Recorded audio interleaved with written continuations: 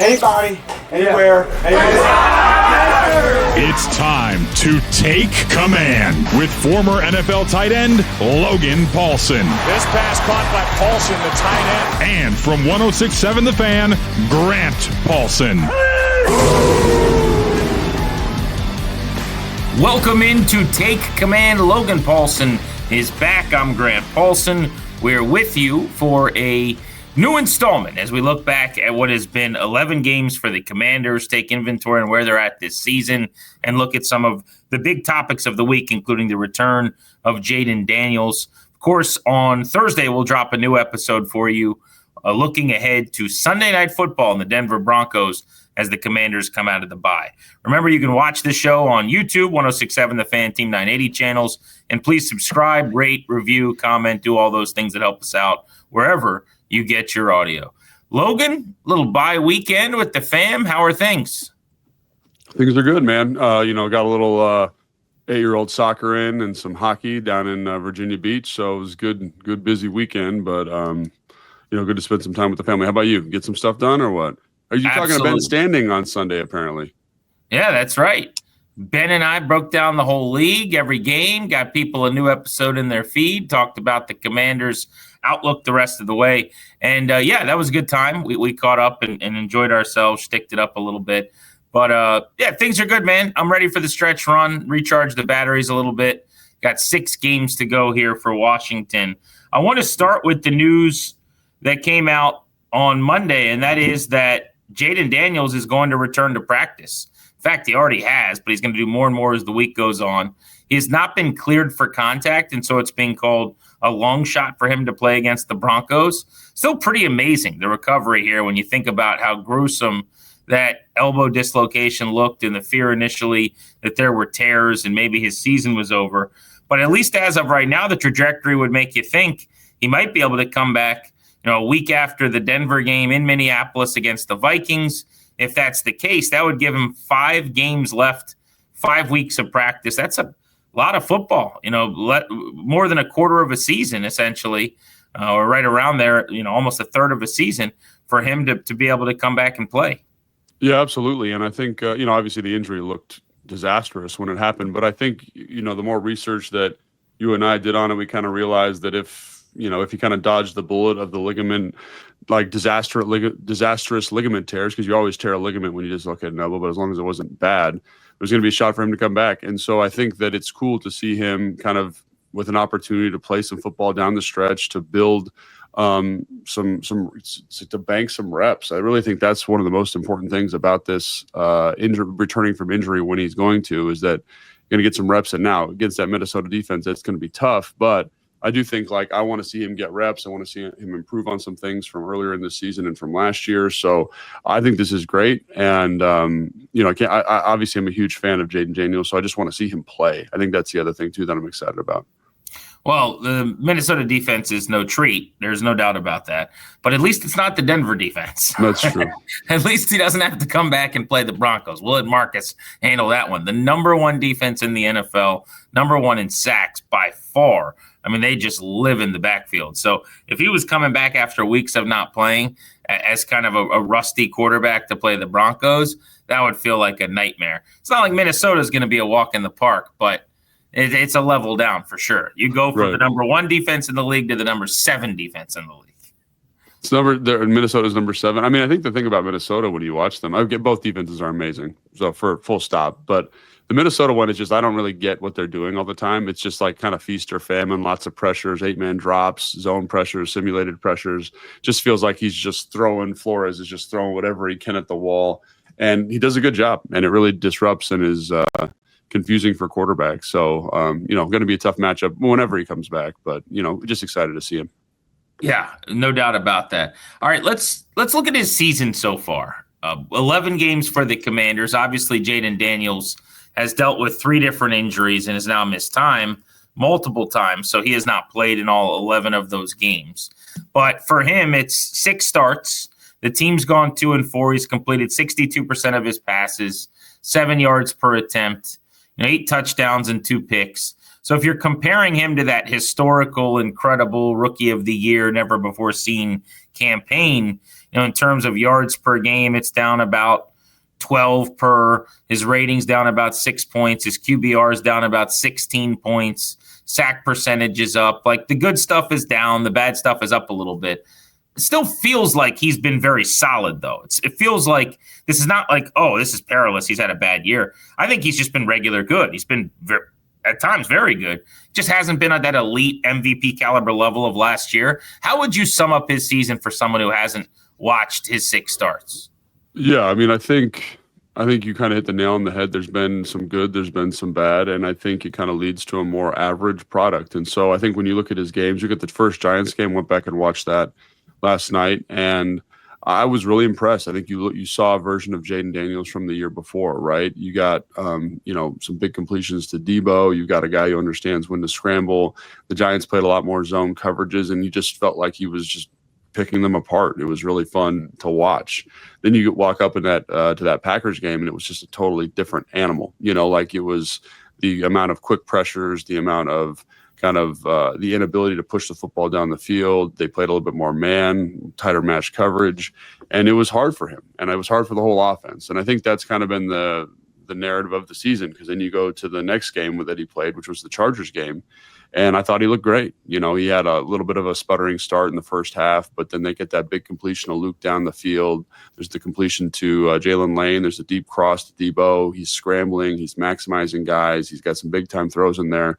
They played a lot more zone, and I felt like he looked really comfortable. The offensive line did a great job in pass protection of maximizing him. And again, then you go to the Bears, thought a very solid performance in that one. Obviously, though, that game's marred by the 2 turnovers, right? The interception in the red zone and the late fumble, which again, but outside of those 2 plays, and you can't do that, obviously, but outside of those 2 plays, I thought he looked excellent, and the offense looked excellent. Then you get to the Cowboys game, a lot of pressure, tough time, and then Seattle, which again, the pressure that Seattle was able to bring was really high. So I think I say all that to kind of get back to this main point, which is that I think he's played about the same as he did last year. I think his warts, or some of the issues that he had as a quarterback last year, are going to be exacerbated. And what I mean by that is he's never been a great navigator of the pocket, which is a skill. And there are certain quarterbacks that are bad at it and certain quarterbacks that are good at it. There are good quarterbacks that are bad at it. So this is not a nail in the coffin. But I do think he's not a subtle pocket mover. So when there are quick pressures, when there is when there's pressure just in general, he's going to kind of make these big movements to get out and escape the pocket and scramble. And so I do think when you watch teams again, the Seattles, the Packers, the Cowboys, in those games specifically, you feel some of that issue. And I think that's one of the reasons that Adam Peters goes out and invests a first-round pick in an offensive lineman. You bring in Laramie Tunsil, is to help kind of offset some of that issue for him. But I do think you see that that was something you saw last year. I think you see it more this year because you're seeing him play against better defenses. Yeah, I wonder too, there's just an inconsistency all year, stopping and starting, to him being on the field. And I can't help but think that's not a game changer. You went through it, but anecdotally to me, I think the second half of the Chargers game was the best he's looked. I thought that was quite literally 2024 Jayden Daniels, top of the league. There's a handful of guys that can make some of those plays. That play on the move to Debo Samuel is just to drop it in the bucket. Looked like it would fit in that virtuoso Detroit Lions playoff performance that he had. I thought he was very solid in a couple other games as well. The Bears game minus the 2 turnovers I thought was pretty awesome. And then there were some really good things as the game went on against the Giants you referenced in week 1. When he's been pressured, like the Seattle game, it's been very, very different, obviously. But, how much of a factor, if we're doing a pie of, this is why this year has not been on the same level, what % do you ascribe to either injuries being off the field, practice, and games, and then also, not to use injuries as an excuse with his supporting cast, but just the lack of time with them in practice? Is that almost the whole pie, or is there more to it? It's huge. Like I said, I think there's some issues, the pocket stuff is something that he was going to have to get cleaned up from last year. Yeah, and by the way, people take offense that he's a second-year quarterback who's played, just over 20 games. Everyone relax. I'm definitely not trying to light this. I'm definitely not trying to light him on fire. I think he's a good player. He makes some play. Against the Giants, he makes that boot out to the right, and he throws this ball down to Moore on the sideline. You mentioned the completion to Debo in the Chargers game. He had a beautiful completion to Moore versus man coverage where he throws it up for a touchdown. Like, he's still balling, and again, like the decisions when to scramble are still excellent. I think teams are more aware of his legs now than ever before, so they have plans, right? So they're going to force him to, you're not going to be as effective down to down with the scrambling, which is something that I think really limited the offense's effectiveness when he was in. But to your point, like, we're going to talk about this Kurt Warner thing here in a second, but one of the things that I think is overlooked by the national media when they talk about him locally is just the turnover at the skill position spot. Like, we went to training camp practice. He didn't practice with Terry. He didn't practice with Noah. Debo was the only guy out there. So he's practicing with Noah Brown, Luke McCaffrey, Jalen Lane. Luke McCaffrey's no longer playing because of the collarbone thing, right? It's just the amount of turnover that you get from those offensive position players. Like, it is a timing-based thing. It's a trust-based thing. And, like, one of the things that I'm really grateful for in my job is you get to walk the sideline, and kind of hear what coaches are saying and kind of different coaching points.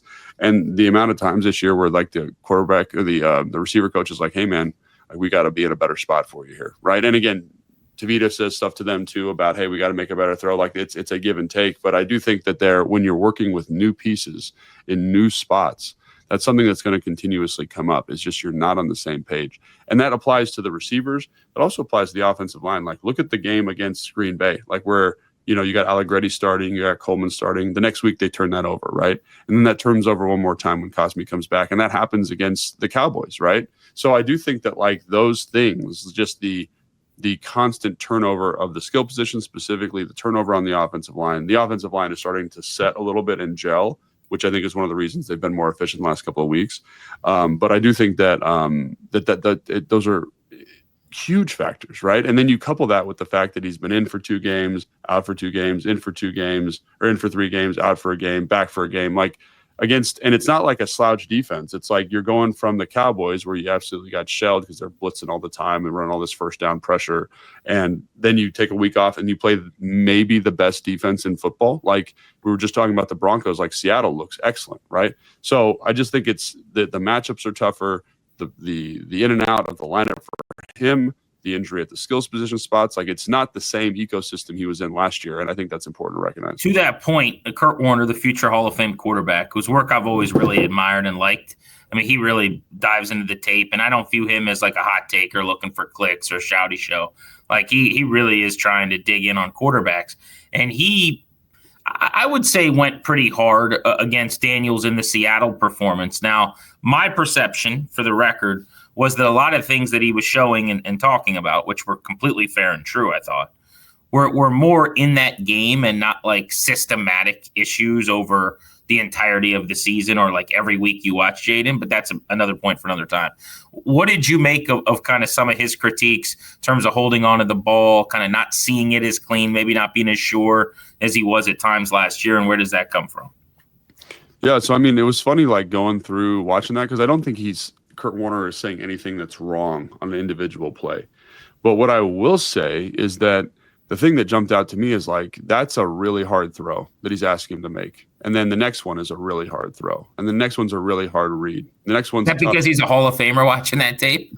Well, I think I think this is the thing that I run into when I'm watching film too. It's like one play in isolation, you can ask a guy to win, right? So, like, let's say it's a tough matchup, like as a tight end, like, hey, I got to block this 6 technique and it's, Cameron Jordan, right? And that's a tough matchup. And if I have to do it 10 times, he's going to win probably 7 of those, right? But I can win it one time because we kind of surprise him. The formation's different. The backfield set's different, and he's a little bit slow off the ball, and I can get him. So you're like, yeah, he should probably make that block. But when I'm watching the film, like watching a game, right, or watching a drive even, and you're like, man, like, he missed that block. He missed this block. He missed this block. Talking about a tight end now.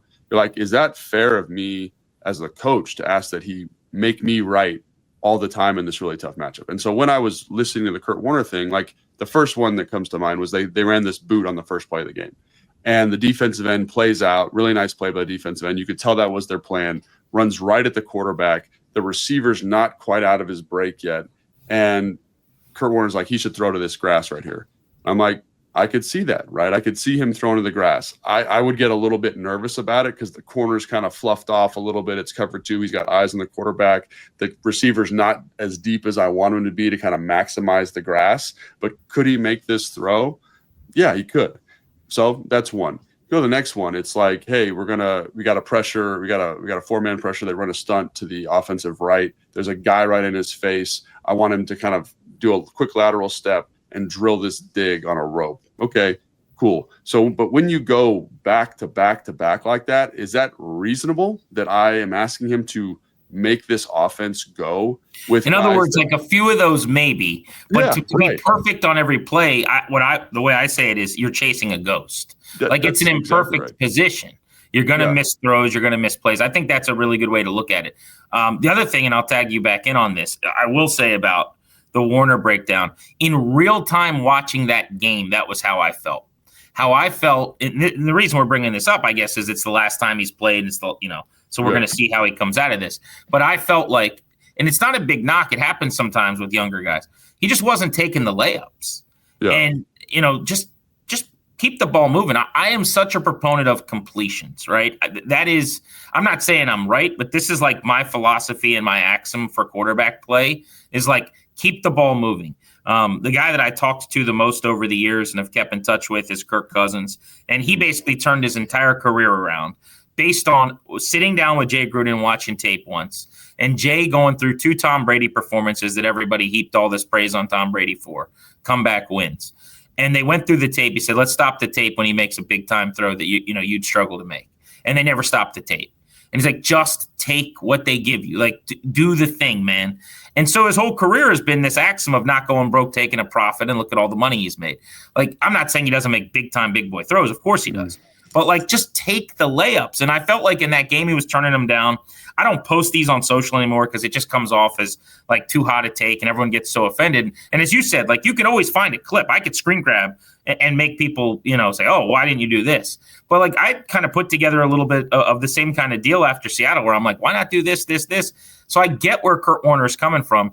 I just wonder how much of it was a one-game issue where you're getting destroyed. Like, he was pressured 50% of snaps. You might have just gotten kind of spooked and out of a rhythm in that game, and that doesn't mean it carries over. Has that been the issue over many games? I would say no. Yeah, and I think that's another thing that I really felt in that game too, was like, look at who, and again, this is not, this sounds like I'm being mean. Like, I am this guy. I'm this guy that I'm about to talk about and kind of be critical of. Like, you need these guys in the NFL, and these guys have carved out great careers, but you're not throwing to the guys you thought you'd be throwing to, right? And so that comes with a couple different things. Like, Traylon Burks had been there for 2 weeks. And I think Traylon Burks, like, talk about a guy I'm excited to watch play football. Traylon Burks is at the top of that list. However, like, you could tell there's like some route depth issues, angles on cuts, and you're like, how comfortable as the quarterback would you be throwing to this guy that's been here for 2 weeks, right? 1 week on practice squad, 1 week active, and now we're letting it rip, right? And I think like that's another thing that comes up with the Kurt Warner stuff too, and some of this stuff. It's like, if the guy I'm throwing to is not in the spot I'm expecting, I can't be anticipatory with my throw. So even though the guy's open, am I ready? Is my footwork ready? Is the timing off? Like all those things compile. So let's take that game. Let's say 15% of it is throwing to new people. Then you get the pressure thing. And I think the one thing that is true here of this season, and it was true last year, is when he is pressured, he starts pressing a little bit, right? He wants to be Superman. Like you mentioned the completion thing. Like when he sits back there, the offensive line's in a good spot, he will absolutely dissect you. Like he will dissect you in a way that is so unique to him. Obviously, we saw it last year with how productive he was as a rookie, but look at the Green Bay game. Like I'd say, again, Green Bay did a great job, not only with the pressure, but also tight coverage. I also think Seattle did a great job with pressure and tight coverage, but there are times, like you're talking about, where like, hey, let's just get the ball to the back. Or, hey, like the check down's coming open, let's get on base with this completion. And so, yes, that is a part of it also. But again, like I go back to my original kind of thought here with Kurt Warner is it reasonable? Is it reasonable that I'm asking you to do that, 25 times in a game? Like, I don't think so, with the pressure rate being what it is. And so that's where I'm trying to give him a little bit of grace. Like those two games specifically, Green Bay and the Seattle game, were absolutely diabolical in terms of pressure, right? Like it was just like quick pressures, 4-man rushes, great match coverage, like across the board. And so any quarterback, I would argue, is going to have a hard time with that skill position group versus that level of pressure in those games. And you look at it like the Seattle game is the worst game of the year for the offensive line. The other worst game is the Green Bay game. And so it doesn't surprise me that a guy who that those games he struggled the most. Now, the game that I would kind of point to and say, hey, we got to be better is the Cowboy game, because there's a couple of drops in that game. There's a couple incompletions that were very uncharacteristic of him. But again, that to me seems like the outlier in this course of this season. And to me, I also think that that was such a departure from what Matt Eberflus did before. Like, he's this zone, soft coverage guy, and all of a sudden they're playing a ton of man and blitzing his face off. Like, I feel like they weren't quite ready for what. Hold him a little bit. Yeah. Well, one other thing I would add, just to back your point up with some numbers, is he was pressured 25 times in 52 dropbacks in that Green Bay game. And then he was pressured 20 times and 35 dropbacks in the Seattle game. So the highest pressure rate, over 50%, was the Seattle game. But those two games collectively, 45 of the 86 pressures that he's faced in 6 games came in those 2 games, which speaks to something. All right, I want to get into some possible tweaks for the offense, or really just something I've been stewing on for a few weeks that I want to bounce off you kind of schematically and X's and O's. We'll do that next. It's Take Command, Logan Paulsen and Grant Paulsen getting ready to get back to work here for the Commanders as they get ready for the Broncos on Sunday Night Football.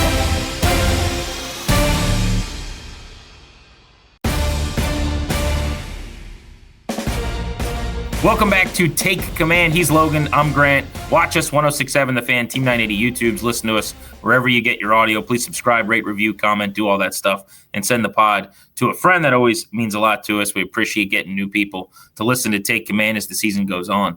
So, Logan, I have been beating this drum now for weeks. We talk a lot on the show about some of the offenses that we watch that come in here to play the Commanders. I think Seattle, among others, that are in like heavy 12 and 13 personnel, and they've play action on early downs, and they operate from under center. And Washington is now dead last in the NFL at operating from under center. They were 31st. They were the penultimate team in this category. But after Kirk Cousins started for the Falcons this week and got to beg his coordinator probably all week long to help him out by getting under center, they actually had the highest 13 personnel under center percentage of any team in the league this season. They had run 3 plays all year where they had 13 personnel under center, and they did it on like 60% of their snaps this week. They just completely went against the grain, and Cousins clearly had, some say in how they were operating post-Penix with him now injured. But I say that to bring up, prior to that, going into this week, it was like Washington and Atlanta almost in a dead heat. So now the Commanders are 32nd in percentage. If you look at some of the numbers on this, the teams, this was going into last week, I think the last numbers I had, I could look them up, but I jotted them down. Seattle was number 1 in the league at 70%. Obviously, Darnold is playing great. The Rams at 69%. Matt Stafford's going to win the MVP. The Lions at 52%, 40-plus points on Washington. Really, really good offensively. Goff having another big year. The Bills at 51%, which is interesting because Josh Allen, you think of being in the gun and running some power and, being a dual-threat quarterback. And then Drake May and the Patriots were 5th. Last check at 47% with Josh McDaniels. The bottom 5 teams are the Saints, the Bengals, the Chiefs with Mahomes, the Commanders, and the Falcons. So I ask you this. I've got a bunch of questions, and I've got some real quick questions. That's total number of under center snaps, right? Correct. Percentage of snaps under center, not total. So to account for, somebody might run 1,000 plays, somebody might run 600. But how often does their coordinator line them up under center? So my question to you is, number 1, is this something Washington should possibly try to do more of? We've seen some 3rd and 1, 4th and 1, like play action boots that have worked. And then second, you describe it better than I do, and I'll give some thoughts if there's something I want to add. But what is the benefit? When a guy like Dan Orlovsky's on TV every day evangelizing under center play and saying if you don't run under center plays enough, you're not going to get to the Super Bowl, and these things that he's talking about as a former quarterback. Like, what is the infatuation that people like I have with under center offense? Yeah. Okay. So 2 things I want to talk about real quick. One is I think it's important to understand the context behind that statistic. So I haven't watched enough, LA, Seattle, Bills film to kind of be locked in on this, but I don't think it's an accident that the top teams in the NFL are some of the top teams you described are top offenses, and the bottom teams are some of the worst offenses, right? And so the first thing I want to say is that is also, to me, reflective somewhat of game flow, right? So like as you get into a game, you're playing with a lead, you're going to be under center a little bit more to run the football, right? Like that's just a fact, right? So if you're a team that's playing with a loss or playing from behind, you're going to be in the gun a little bit more. You're going to throw the ball like 2-minute situations, end of game 2-minute, right? Like that's going to skew that way a little bit just because of score. I wonder if I could dig on like first 3 quarters, early down kind of stuff. It would have to be like first and second down. Like I think would be a better indicator of some of that, like over the course of the game, kind of for example. But just wanted to throw that out there because like it's not a coincidence that good teams like they tend to have slightly higher run rates because they're playing with better scores. Blah blah blah blah blah. But I will say, as a Shanahan disciple, such as you are, like you also know that the teams in there like McVay and Kubiak and Ben Johnson now, even though Caleb Williams had single-digit snaps under center in his college career, is doing this at a much higher rate this year, and that's where his explosives are coming from. Like you can kind of see it, right? It's a binary. There's teams that do it, and there's teams that don't, and the Commanders are one of the teams that don't. Yeah. So I guess what I'd say is like so when you look at some teams, like I think a good example is I just saw a play like this the other day. So people probably talking about the Denver Broncos. I was doing my Denver Broncos prep, and what they did is like they're in the pistol, the back's in the dot. They have a fullback offset right next to the quarterback, and what they did is they cut the snap, turned around, put the ball out. The running back runs downhill. He turns back around. It's a play action pass. That to me is just as effective as going from under center. So, like, what you're trying to do to the defense is hide the ball for a second, right, on play action, right? So, like, think about it. When I'm under center, I have the ball. The quarterback has the ball in his hands. He's got 3 or 4 steps where he's leading to the back on outside zone, on power, on counter. The defense has to respect that 3 steps, right? So, while that 3 steps is happening, the route combination is distributing, right? So, 1, 2, pull the ball in. That's time that the linebackers have not dropped to their positions traditionally, right? I know a lot of backs prefer running from the dot because you can get downhill, get your shoulders square. That cut is a little bit easier. Think about like when I'm getting that handoff coming across, specifically in the gun, right? I have to go lateral and then transition downhill. Imagine if I can just be downhill the whole time. I can generate speed, generate momentum, and kind of work that one cut off of that. I do think, however, like the things that you get from that, you can also get, I think, from pistol specifically, and also get from just backfield action. You're just trying to hold it, just trying to hide it. And I think when you watch like the Kansas City Chiefs are a good example of this. When you watch Miami, again, that offense is struggling this year, but historically, like they run most of their stuff from the pistol, and they do a lot of like what I would call spin, hide the ball. Quarterback's got his back to the defense for a second. You've got 2 guys coming kind of in motion near the quarterback. Who's got the ball? It freezes the linebackers. You pull a guard. Everyone steps up. Quarterback turns around and then throws a glance, right?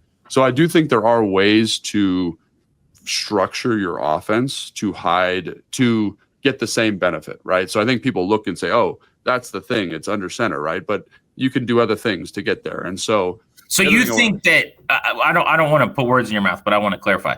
You think that the pistol it can be essentially the same as being under center? Because I want to read you a quote here from Josh McDaniels, go ahead, who is a big proponent of this and one of the guys that I've followed on this. He said, I've never really wanted to be gun because I do think there's an element of predictability. He was asked about the gun and the pistol as opposed kind of what we're talking about. He said, if the back is offset, then it affects the type of runs you can run. You don't necessarily have the same ability to go in both directions. Not that you can't, but it's just not the same.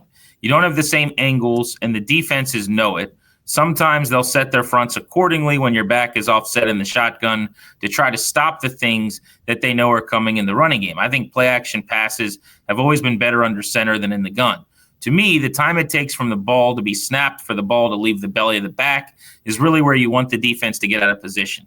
It takes longer for that to happen when you're under center as opposed to when you're in the shotgun because it's a really quick fake, and now the quarterback has the ball and everybody sees it. So they're not as distorted in the coverage end of it, too.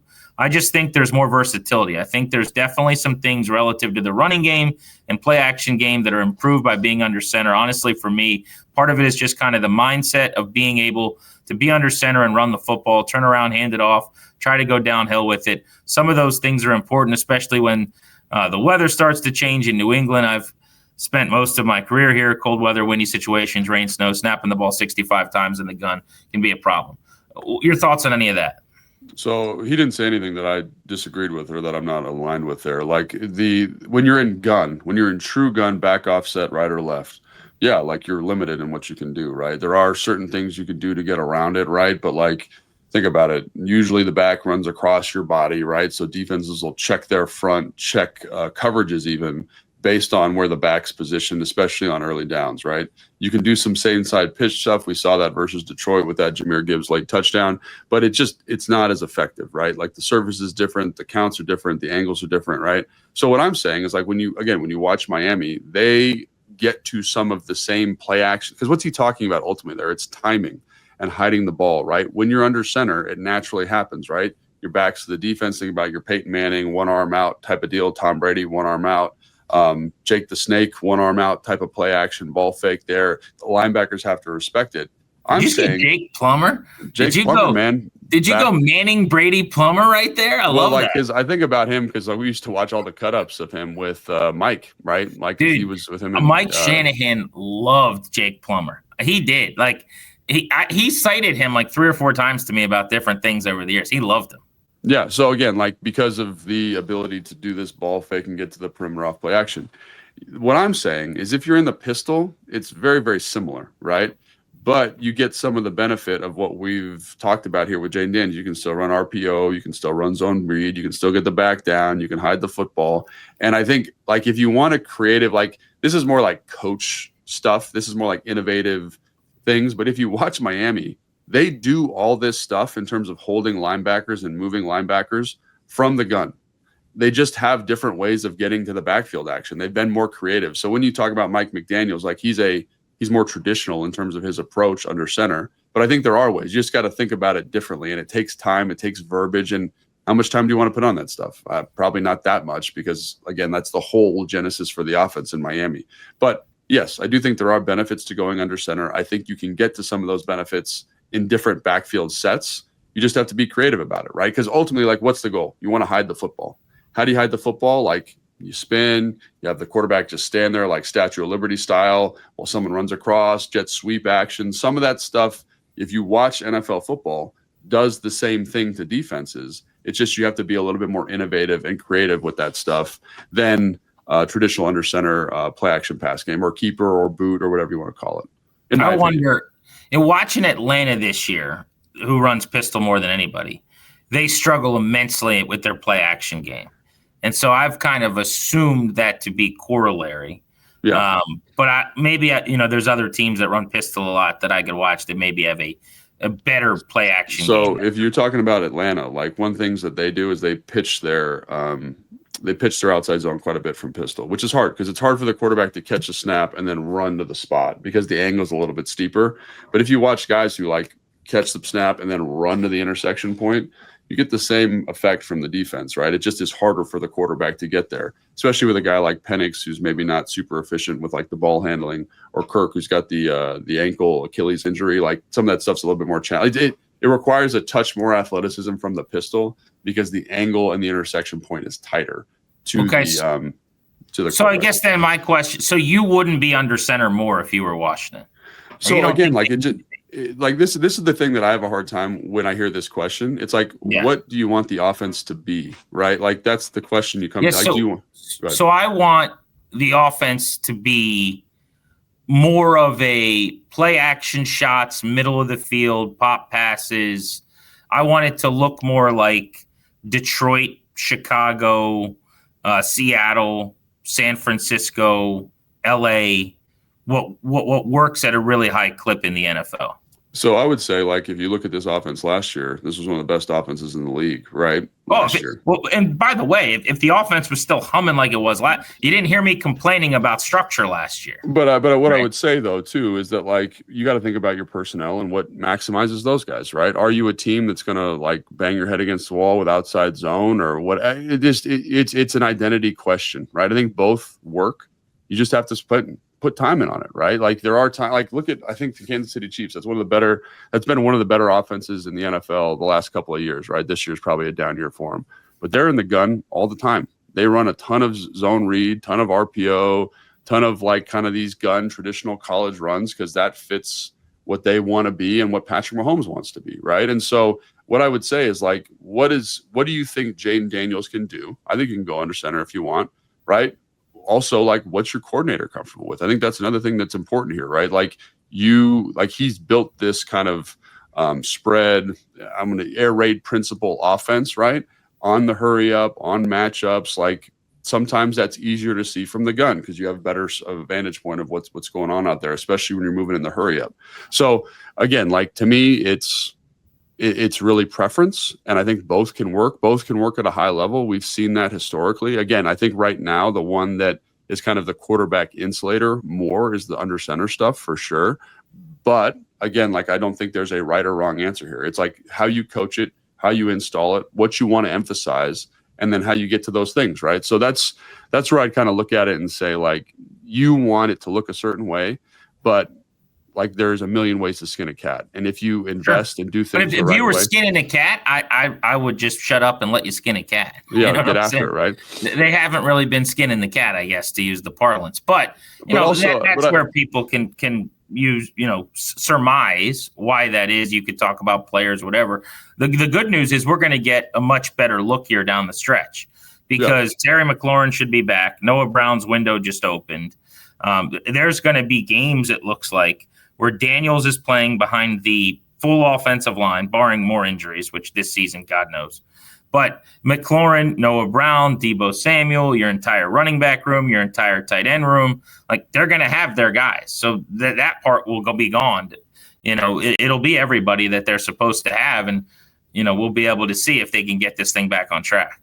But I just think in general, the hardest thing to do in the league sometimes is just a straight drop back game for quarterbacks, right? Yeah. And you just ask Jayden Daniels to just drop back in the gun constantly. I think there's easier answers you can get him the way that, Caleb Williams is being asked to make some throws in the middle of the field on the digs and daggers and crosses and stuff. And I just want to see that incorporated more. Like when you see Sam Darnold's growth this year with how they're doing it, I just think there's easier ways to live to make Jayden's life a little bit easier, whoever your personnel is. So what I would say is you look at the Giants game, you look at the Chargers game, like two of his better games this year. He's throwing the ball on deep crosses over the middle of the field, right?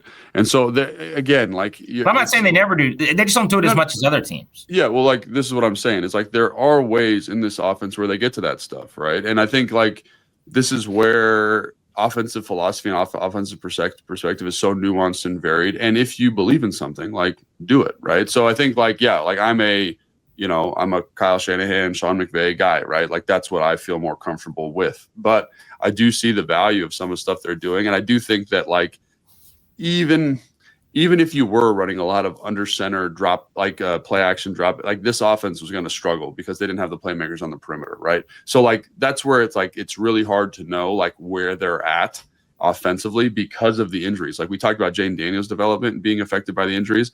I also think it's hard to know, like, you didn't have any quality perimeter pieces to make this thing go. And so that's where I also look at it and say, like, is it a fair evaluation of the offense? But like we've talked about, off air, on air, like I understand where you're coming from with this, but I also want to be flexible mentally and say to myself, like, there are offenses that are successful being more open and being more spread out. And to Cliff's credit, I want to give him some love here too. I mean, they're a top 10 offense in the league right now, right? They're 10th in yards per play. Sometimes it doesn't feel that way, but they are, and they're 4th running the football, yards per play. They're just outside of the top 10 throwing the football. I think they're 13th. So with all those injuries and some of the stuff that they've had to deal with, I'm not sitting here saying it's been bad. It certainly hasn't been. I'm just always looking for, I think good offense is evolution, right? It's like tweaks, and that's part of the fun of it. But we're going to get to see them a lot healthier, which is a big, big deal, to your point, down the stretch. All right, we can look at the defensive side of the ball. And speaking of the stretch run, Logan, 6 games to go. Sunday Night Football with the Broncos coming up. I know you're going to have a film preview for us on Denver coming up on Thursday. But I do just want to look at the road ahead here with you, if you don't mind, and try to figure out, like, what should we be caring about as Commanders fans? And what guys have a chance to really change the perception going into next year? So let's do that next on Take Command.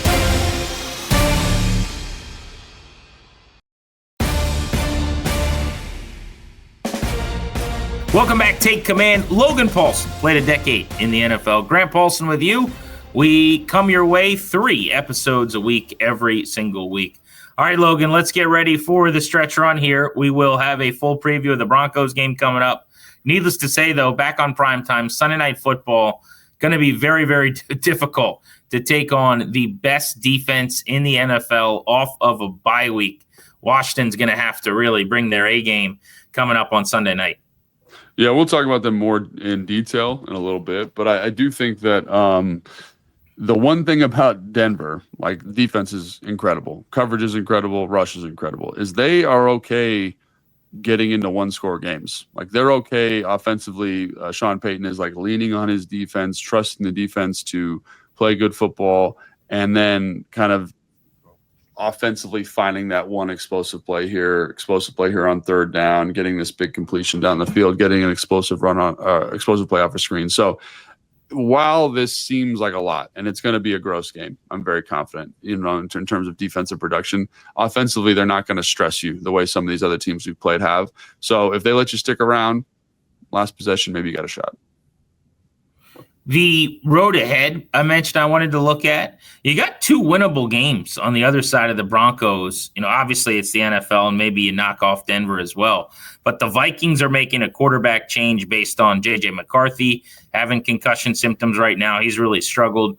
Then you're at the Giants. Speaking of concussions, Jackson Dart's missed a couple in a row. Jameis Winston has been fun to watch, but he'll keep both teams in the game. Then you finish with 2 against the Eagles and the Cowboys. So 4 straight division games to wind down the season.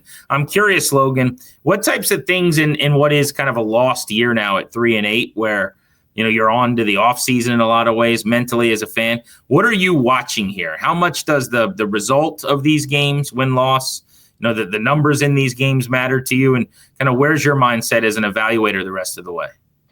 Yeah, I think obviously you're evaluating individual personnel, kind of to see who's going to be around long term, who's someone you could build around. I think Jordan McGee, just as an example that fans are really familiar with, like defensively is a guy that's jumped out. Like, can he continue to grow in a larger role? Right, a receiver like Treylon Burks when he's healthy, like we saw flashes of him.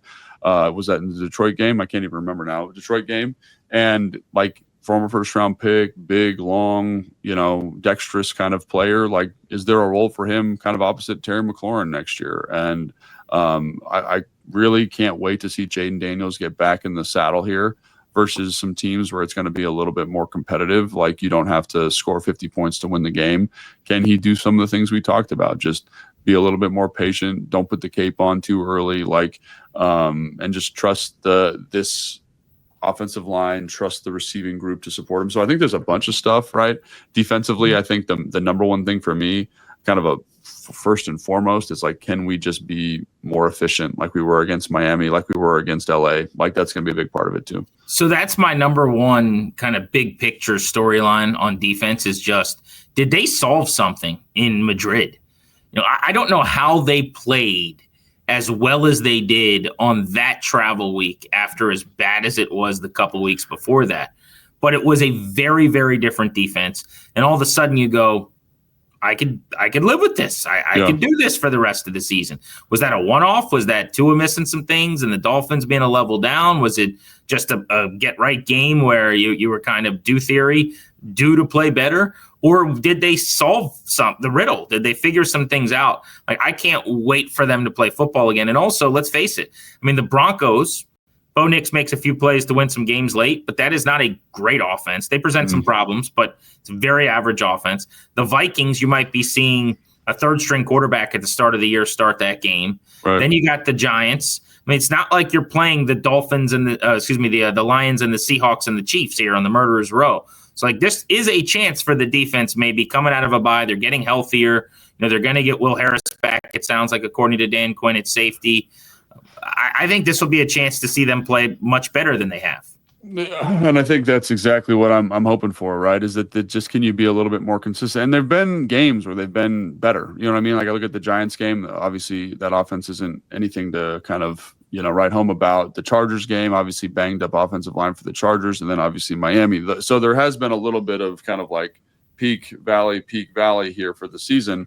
But can you string 2 games together defensively? Like, that'll be a big deal for me, And I think it all seems repeatable, right? A little bit more zone coverage, understanding pressures and when to throw them, how to disguise coverages, all those different things seem like things that they can get better at. And, obviously the personnel issues at defensive end are still going to be there, but like, can you just play that level of defense for 4 quarters? And I think it's a reasonable expectation. And it's something that gets me a little bit excited for the back half, because you were talking about winnable games. Like, I personally think you could win both Philly games, just because of the state of that locker room, the state of the roster. I think the Cowboys are going to be tough because of how well they're playing from a skill position standpoint, but it's a division game. You never know. So again, I'm cautiously optimistic for the back half of this season because of the stuff we've seen from the defense. Seems like we're getting healthy. I don't want to say at the right time, because it sounds like we're going to make this push into the playoffs, but we're getting healthy in time to kind of see the offense, see the team as it was supposed to look at the beginning of the season. And to me, that's going to be such a key, because I have dismissed many of kind of what's happened and the setbacks and the issues where they've struggled as, well, they just didn't have the horses. And you're going to get a lot of them back. So if they play at a pretty high level and they look a little more like they did last year, I think you go into the offseason feeling way better. Feeling like, okay, this was just a year that was ravaged by injury. You also mentioned the eval of the kids. And lastly, I'll say some of the guys I'm locking in on. I liked your call on Jordan McGee. He's been a fun watch. Defensively, Johnny Newton has a sample down the stretch here to try to elevate his game and what you've kind of dubbed like his rookie year, in a sense, because of the injuries last season. I want to see more out of him. Mike Sanders still, especially if he's getting bounced back outside full time now to corner, which it looks like is probably the way forward. Does he play at a high level like he did last year at that position? And then what does that mean in the offseason for just keeping him out there versus having him return to the nickel? Mm-hmm. And then lastly, on offense, I'll give you 2. Bill got off to such a fast start this year, has not been the same the last several weeks. I don't know that that's his fault, but you want to see him flash again, get back right.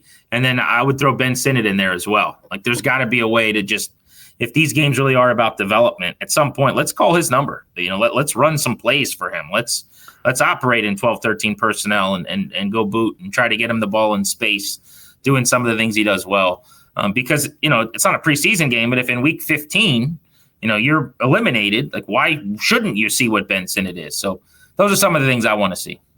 I think that's spot on. The other one I'd throw in there, just in addition to the guys you said, was just Josh Connerly. Does he continue to progress, right? And Jalen Lane, if he's healthy coming out of the bye, can he continue to develop as a receiver, like we talked about on the draft class review show that we did? So I think there's a lot of reasons to be excited and optimistic and things to be engaged with as a fan. The other thing I'd say is Jayden Daniels, get him back out there. Let's start seeing something that was more akin to last year. We just talked about kind of some of the, offensive intricacies in terms of gun versus under center. Can we get back to looking like they did last year when they were really rocking and rolling? So those are all things that I'm looking forward to see, to watching down the stretch here. Logan Paulsen, Grant Paulsen on Take Command. Good convo. A lot to chew on there, I think, for people going into return to play here for the Commanders and return to practice for Jayden Daniels. All right, next time you hear from us will be Thursday. We're looking ahead to the Denver Broncos in primetime on Sunday Night Football. For our producer, Evan, and for Logan, I'm Grant saying so long. Thanks for checking us out on Take Command.